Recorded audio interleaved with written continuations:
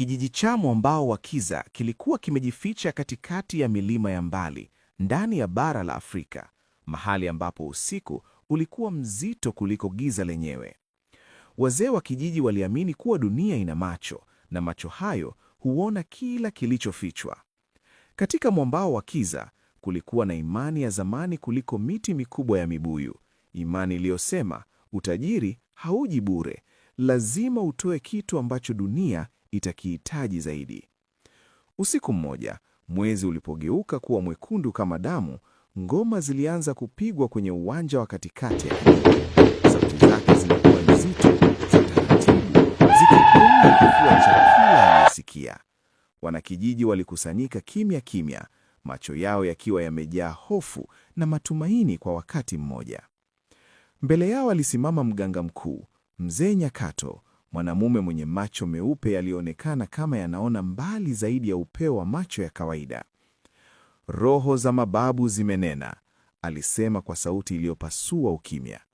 Mwaka huu njaa itakula mazao, mifugo itakufa, lakini kuna njia ya kuizuia.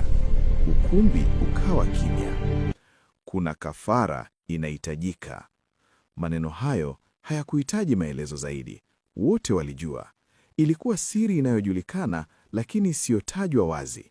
Imani kwamba viungo vya watu wenye ualbino vilikuwa na nguvu za kuvuta mali, dhahabu na baraka za roho. Ndani ya umati, kijana mmoja aitwaye Baraka alisimama nyuma ya miti, akisikiliza kwa moyo unaodunda kwa kasi. Dada yake mdogo, Neema, alikuwa na ngozi nyeupe kama mwanga wa mwezi. Alikuwa tofauti, na tofauti katika kijiji hicho haikuwa baraka, ilikuwa hukumu. Baraka alikumbuka maneno yao mama kabla hajafariki. Usimuache Neema peke yake wakati wa mwezi mwekundu. Lakini leo mwezi ulikuwa mwekundu zaidi kuliko kawaida.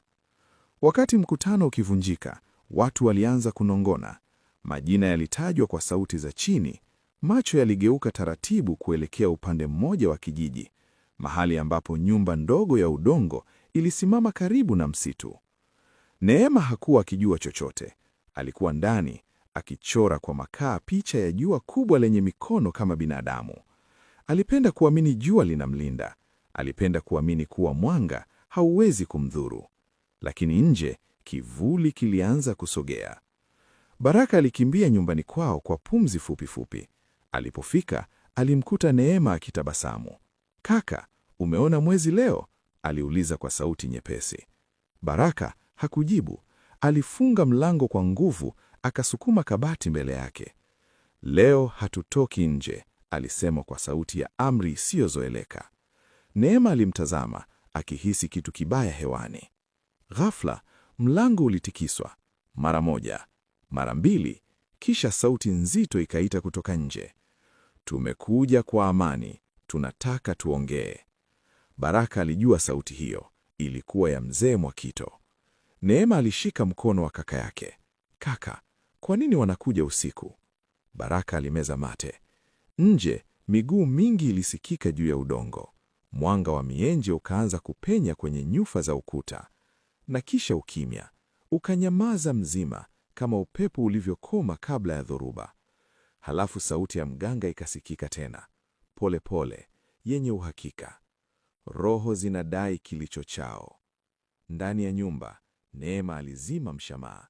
Giza likameza kila kitu, na mlango ukaanza kuvunjwa. Je, Baraka ataweza kumwokoa dada yake? Au imani ya kijiji itakuwa na nguvu kuliko damu yao?